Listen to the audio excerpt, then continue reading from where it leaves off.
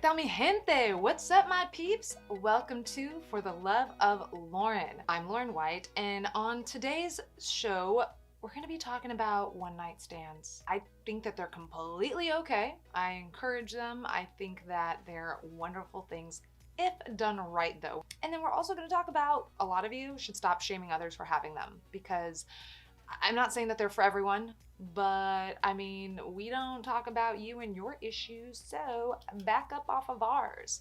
We're not talking about when you have maybe a little bit too much to drink and then you end up in your bed or someone else's bed. You wake up in the morning, you kind of like embarrassingly look over to see what like you slayed, and then you're either like, but you kind of really don't remember how you got there, and then you go run and take a shower and then wash off all of your bad decisions and possibly maybe a venereal disease. We're not talking about that drunk one night stand. This isn't the Starbucks, I met someone. This isn't your midday one night stand in yoga pants, although that could be kind of hot. This is a date, either you set it up, I don't know, you met the person online, or maybe you're at a party or a bar, you're talking to your guy and you're you're talking about career, you're talking about life, you're talking about goals, and you're leaning in. You know that really good conversation and chemistry that you get when you lean into someone and you're not looking at your phone.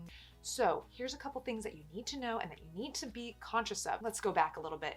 Before you even get into this one night stand, you gotta have a strong conversation with you in the mirror at your home while you're getting ready. And what you have to really do is set your expectations low, like so low. But this is what I mean.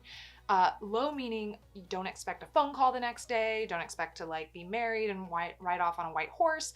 You cannot expect any of that. A one night stand is, let's do our business, let's, enjoy this moment of sexual energy and let's get off, right? That's it. That's the expectation you have to go into this, and you got to keep it. This is the conscious thing that I'm talking about. You got to ask these certain questions. So I would always probably say, like, you got to ask about family. I personally think that if someone has a great relationship with their family, this is good, right? So maybe say like, oh my gosh, I was talking to my mom today or my dad, and what's your relationship with your mom? But you got to kind of come off, very fluid and like, oops, I just meant to ask you this question. Don't come off like a therapist or like, like a police officer that's like checking off boxes, okay? If they say, I haven't talked to my mom in a while, or I don't really talk to my dad, and like, or whatever it is, run for the hills. And I tell you this, just trust me. Just be like, oh God, I gotta go, and grab your check and go. They're like, no, I talk to my mom once in a while. Once in a while is fine. Every day is really cool. But they have a relationship with their family. Great. Next steps. Okay, my mom told me 2 really great pieces of advice, and I'm gonna share them with you because these are things that you should live by. Number 1, so during this conversation, right, you're talking to your guy, you're leaning over, look at his shoes. Yep, just look down, look at his shoes, and you can judge. Oh, I hate judging. We're judging today. You can judge a lot of about a guy or girl about their shoes. And no, I don't mean by how fancy they are, how expensive they are, anything like that. That is not what I'm talking about. I'm talking about how well they take care of their shoes. So if they have sneakers on, or I don't know, Chucks, or whatever it is, it doesn't matter what the shoes. It could be flip-flops. I would run. But even the flip-flops, make sure that, like, are they clean? Like, has this person taken them out of the shoebox and then never looked at them again? When you go to a bar, a restaurant, a concert, whatever it is, there's always someone like there, like, spilling their drink on you, but you get stuff on your feet, you know what I mean? Like, it's gross. Clean them. So if this guy looks like he's never touched his shoes, guaranteed he hasn't touched a lot of other things in his life.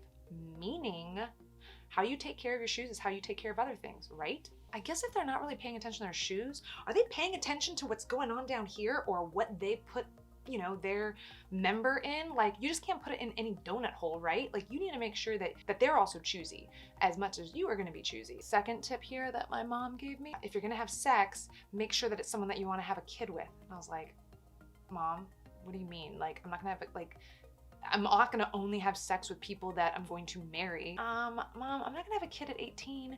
And she's like, accidents happen. And I thought about it like, crap, what if you're having like, just sex with someone, right? And you end up having a kid with them. Like, ooh, Like, you weren't thinking about that, right? So I don't know, maybe that can be your like choosing barometer. It's a good way to maybe limit and weed out some of these other people that you wouldn't maybe lay horizontal with. So he's passed the shoe test, he's passed everything, right? Like, you're like, okay, I'm gonna do it. I don't know if you have to excuse yourself and say, I'm gonna go to the bathroom and say, oh, we're having it tonight, we're getting laid, yes we are, bye-bye panties. So at this moment, you guys go do whatever, get your check, go to, I don't know, go to a car. Well, we didn't even talk about location. Location shouldn't even begin this conversation, but so many people shame other people for where they have sex. Who cares? It's not your freaking problem, right? So if you want to have sex in a car, go have sex in a car.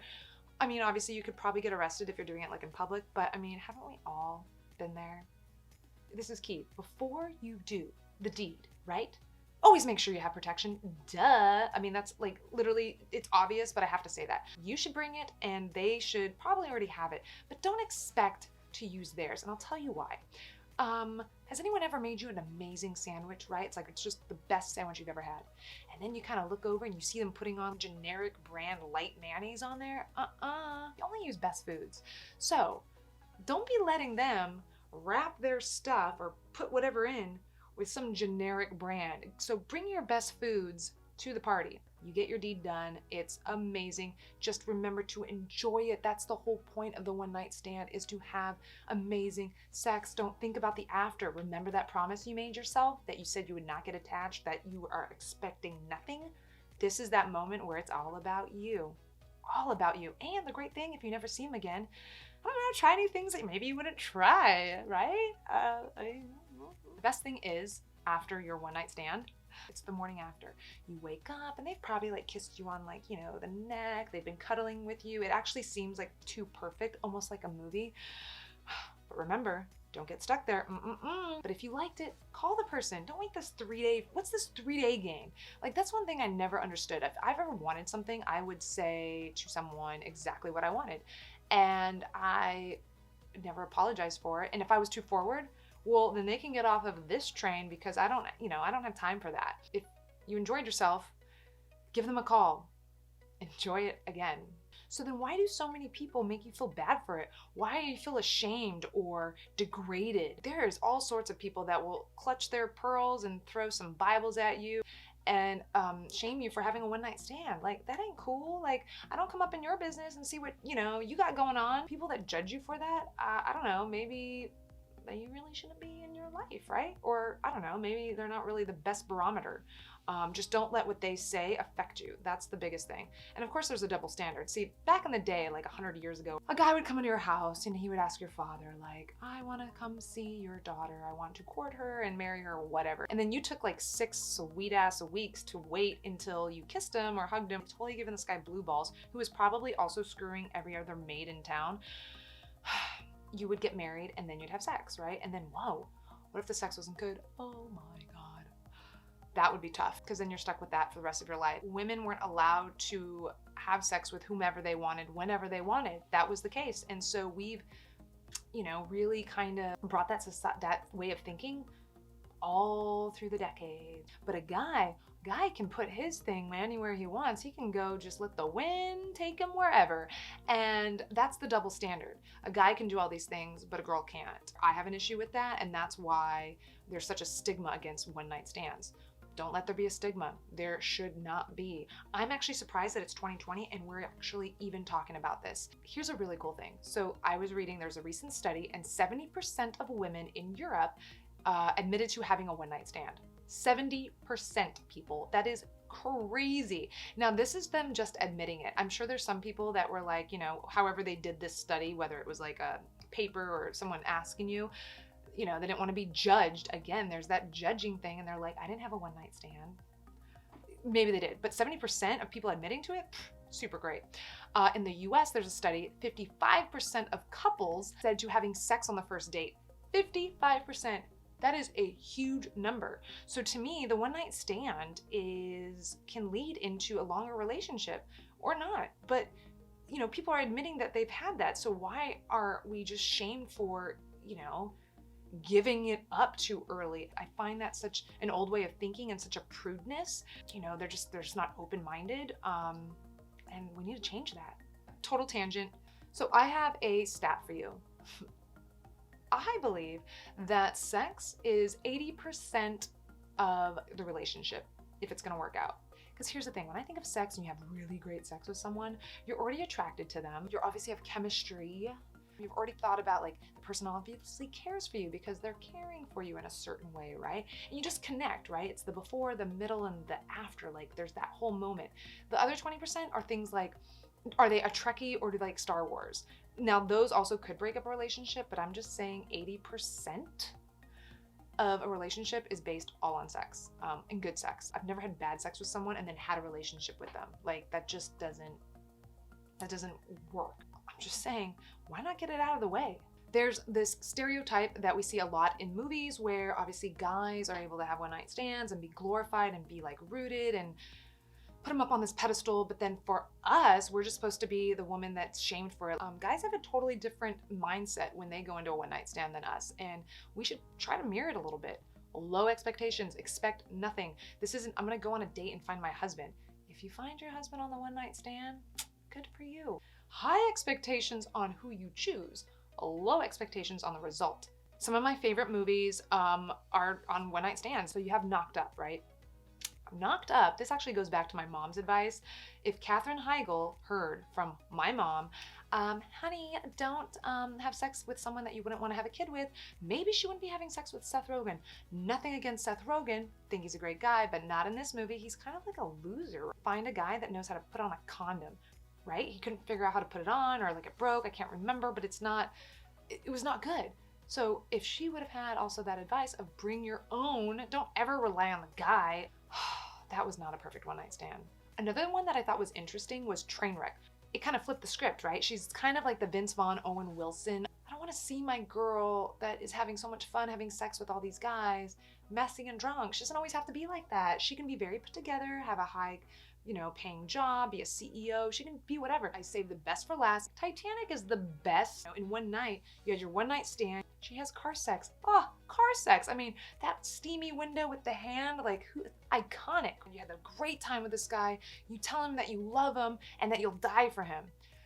Except she didn't die for him, he died for her. You guys all know the schematics. There was plenty of room on that door for Jack to fit on Rose. Here's the thing, one night stands can be messy, they can be beautiful, they can lead to a long-lasting relationship or marriage. So don't feel ashamed, don't feel down, don't feel small, don't let other people in society make you feel that way for having one.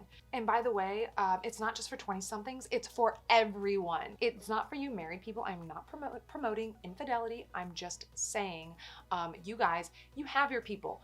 I mean, I have my person. You have your people. Go off and enjoy your person. We're talking about the single people that don't have someone. Also, don't be complacent marriage people. Switch it up once in a while. But for the single guys and girls, go out there and have that one night stand. And for you people judging, I bet you my shoe closet that there is something about you that you possibly also are putting underneath the rug. So there it is. Go have smart sex, go have fun, use protection, and yeah, just be free and stop caring about what other people think. Oh, also, if you have a bad one night stand, I do not take responsibility. You obviously went off the Lauren roadmap to success, so you can't blame me. That's it, you guys. Thank you so much for joining. I hope you learned something, or you may just be rolling your eyes. Stay safe, my friends. Adios, hasta la próxima. See you next time. Bye. Let's get off. Bye-bye, panties.